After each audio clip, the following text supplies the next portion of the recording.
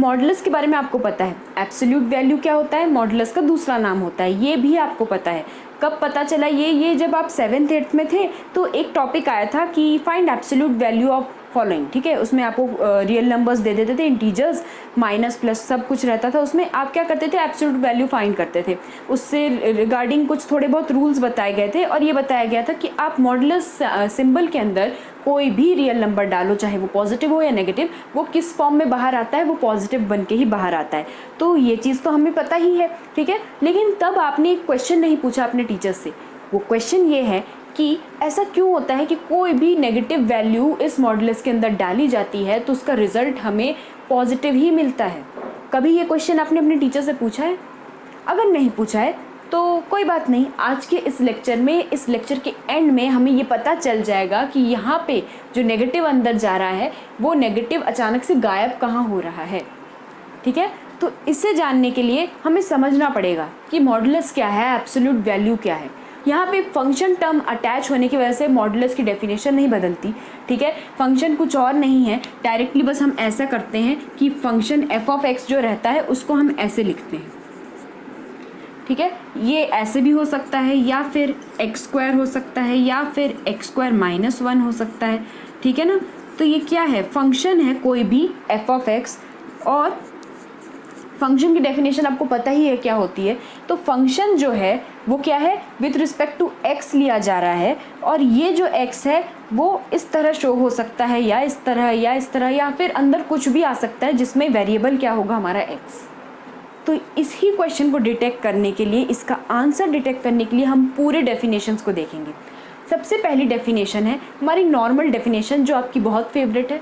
कुछ भी चीज़ अगर अंदर नेगेटिव है या पॉजिटिव है, वो बाहर पॉजिटिव बन के ही आती है। ये चीज़ आपको बचपन से सिखा दी गई थी, आपने आंख बंद करके सुन लिया, लेकिन कभी भी ये क्वेश्चन नहीं किया कि ऐसा क्यों होता है। और अच्छा हुआ जो क्वेश्चन नहीं किया, क्योंकि आज अगर क्वेश्चन नहीं किया होता तो सस्पेंस कैसे बनता, ठीक है। तो ये जो हमारा पर्सपेक्टिव है ये थोड़ा सा चेंज होगा जब आप ये वाली डेफिनेशन देखोगे। और ये डेफिनेशन है mod of a is under root of a square.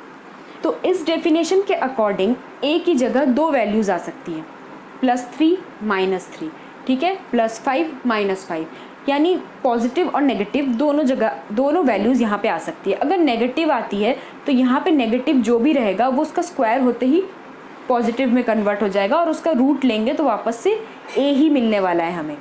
अब यहाँ पे अगर पॉजिटिव वैल्यू लेते हैं तो उसका स्क्वायर करेंगे, फिर स्क्वायर रूट लेंगे तो हमें वहाँ पे पॉजिटिव ही मिलने वाला है, ठीक है। तो करके देख लेते हैं, यहाँ पे 3 लेके देखते हैं ए की जगह।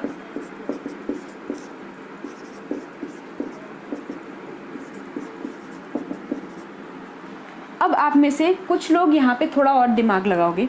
आप जब भी कभी भी स्क्वायर रूट लेते हो तो आप प्लस माइनस लगा देते हो। ये जो प्लस माइनस एक्स्ट्रा आप लगाते हो कोई भी स्क्वायर रूट लेने के बाद, ये हर जगह नहीं लगता, ये कुछ जगह पे लगता है जहाँ पे क्वाड्रेटिक इक्वेशन आता है, वहाँ पे स्पेशली ये लगता है। क्यों? क्योंकि क्वाड्रेटिक इक्वेशन जो रहती है उसमें हमसे 2 रूट्स मांगे जाते हैं, x square plus 2xy plus dash dash dash जो रहता है आपका क्वाड्रेटिक इक्वेशन। वहाँ पे एक्स स्क्वायर जो दिख रहा है आपको स्टार्ट में, उससे एक्स स्क्वायर में एक्स की कितनी वैल्यूज़ आएगी, 2 आएगी। अगर आपको y square plus 2y plus 3 equals to something दे दिया गया है तो वहाँ पे y की कितनी वैल्यूज़ आएगी, 2 आएगी। तो यहाँ पे हमें क्या करना पड़ता है कि y में अगर 2 वैल्यूज़ बनानी है तो कैसे बनाएंगे, तो प्लस माइनस साइन लगा दिया जाता है यहाँ, जिसकी वजह से हमें 2 रूट्स मिलते हैं। और वो जो 2 रूट्स होते हैं वो होते हैं क्वाड्रेटिक इक्वेशन के रूट्स। उसके लिए हम ये प्लस माइनस साइन लगाते हैं, ना कि हर जगह, ठीक है।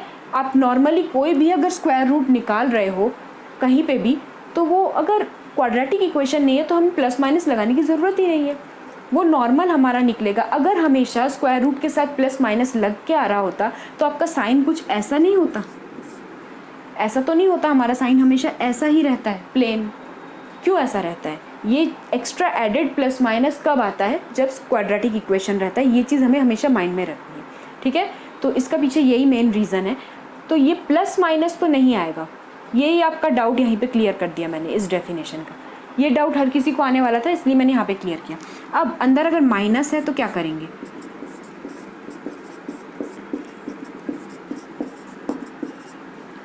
दोनों केसेस में ही हमें पॉजिटिव ही मिल रहा है। ठीक है, तो ये एग्जाम्पल्स के फॉर्म में ले लो। अब देख लेते हैं हमारी थर्ड डेफिनेशन, और ये थर्ड डेफिनेशन है हमारी वन डायमेंशन में।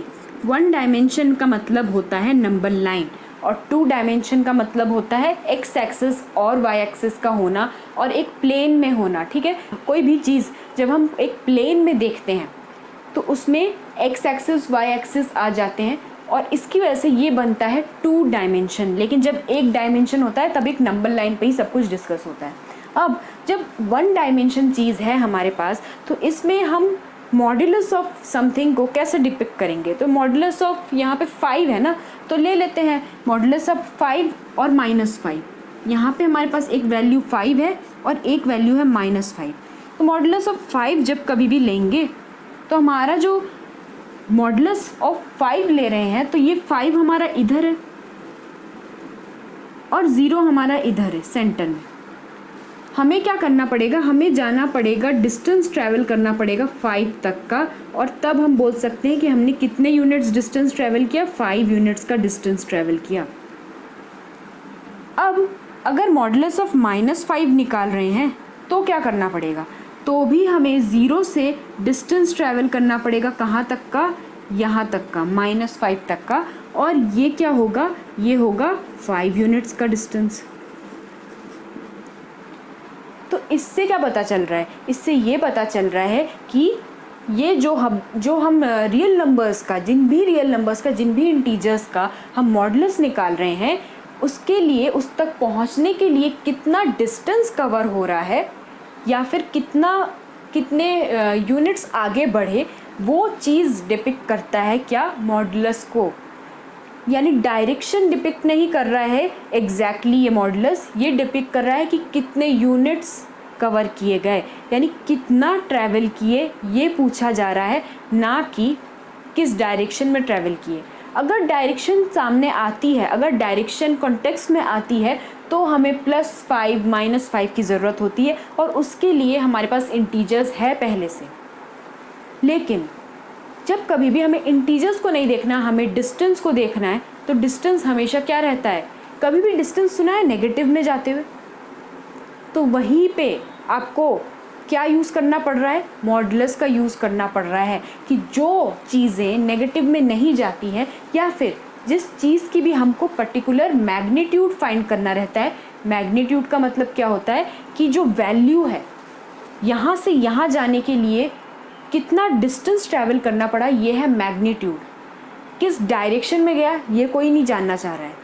यहाँ पे हम लोग किस कंटेक्स्ट में बात कर रहे हैं? मैग्नीट्यूड के कंटेक्स्ट में बात कर रहे हैं। और मॉड्यूलस जो है वो फोकस करता है किस पे?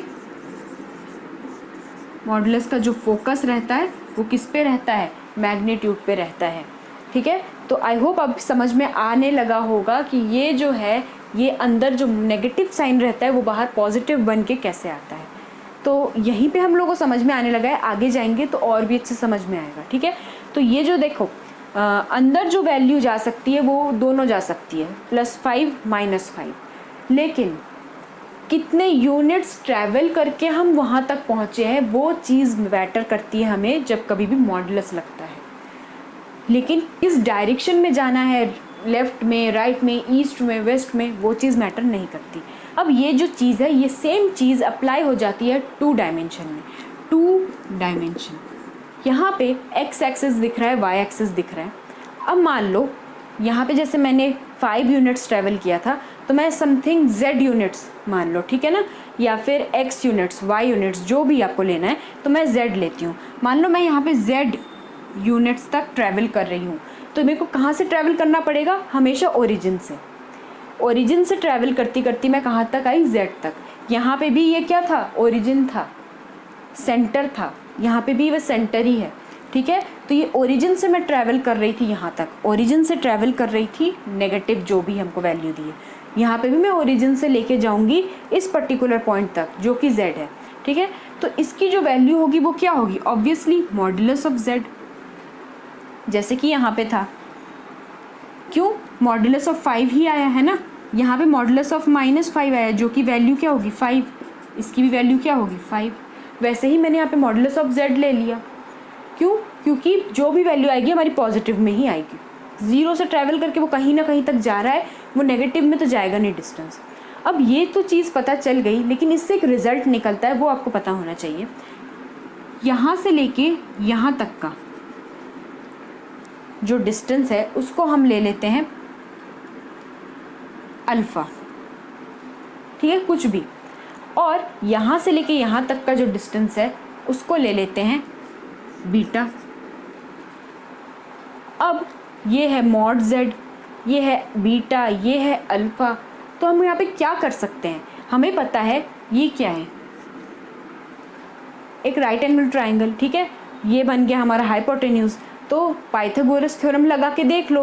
पाइथागोरस थ्योरम के अकॉर्डिंग अगर मैंने इसका स्क्वायर किया तो अल्फ़ा का स्क्वायर होगा प्लस बीटा का स्क्वायर होगा। पर मैं नेक्स्ट स्टेप में ऐसे भी तो लिख सकती हूँ,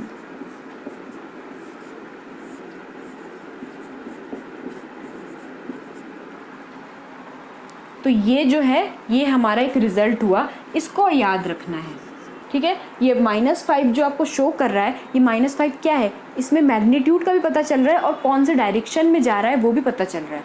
लेकिन मॉडुलस लगा के बोला जा रहा है कि सिर्फ मैग्नीट्यूड को ही कॉन्टेक्स्ट में लो, डायरेक्शन को हटा दो। तो अब फाइनल डेफिनेशन देख लेते हैं और इसके साथ आज यहीं पे एंड करेंगे। अब जो ये फाइनल डेफिनेशन है, ये जो है ये पूरे चैप्टर में यूज़ होने वाली है। जब भी हम लोग मॉडुलस फंक्शन पढ़ेंगे तो ये डेफिनेशन हर जगह आ जाएगी, ठीक है।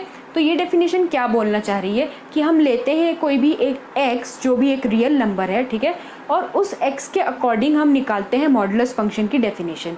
एक फंक्शन डिफाइन करते हैं जो कि ऐसा है, f ऑफ x है, जहाँ पे विथ रिस्पेक्ट टू x हम बात कर रहे हैं और यहाँ पे हम उसको इस फॉर्म में लिख रहे हैं मॉडुलस के अंदर x, ठीक है। और ये जो मॉडुलस के अंदर x है ये दो फॉर्म में बन सकता है, ये या तो x रहेगा, ये -x रहेगा।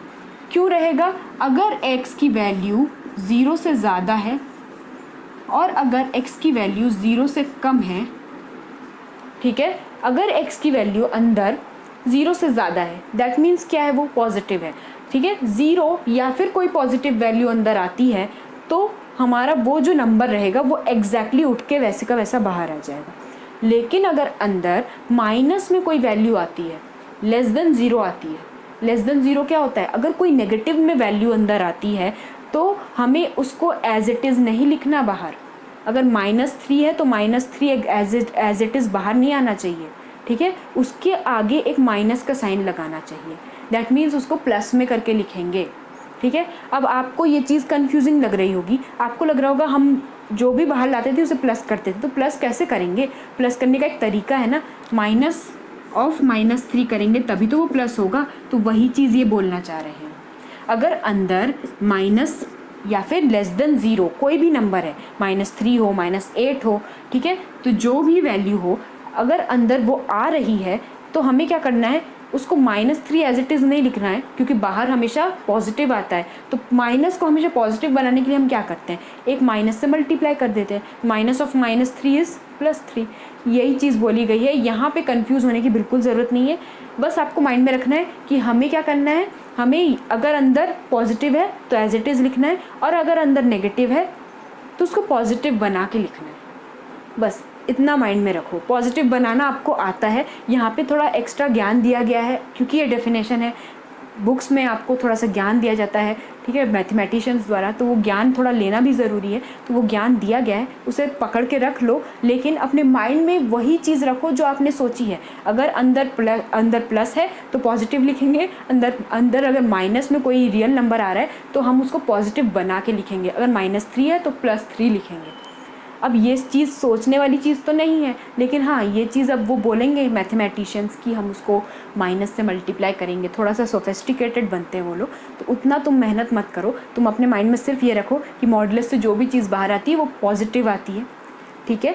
अंदर प्लस या माइनस में दोनों में वैल्यूज़ रह सकती है, 0 भी रह सकता है। तो अगर 0 रहेगा तो ऑब्वियस है 0 ही बाहर आएगा, इसलिए उसको इधर पे इस सेक्शन में डाल दिया है। लेकिन अगर x की वैल्यू 0 से कम है, नेगेटिव में आ रही है, तो उसको किस हिसाब से लिखना है, उसको प्लस में चेंज करना है, और प्लस में चेंज करने के लिए कुछ और नहीं करते हैं, नेगेटिव से मल्टीप्लाई करते हैं। जो चीज़ आपको नहीं समझ में आ रही या फिर जो चीज़ बहुत कॉम्प्लेक्स लग रही है याद रखने में, सीधा सीधा याद रखो उसको, अपने माइंड में ज़्यादा कॉम्प्लेक्सिटी से याद मत रखो।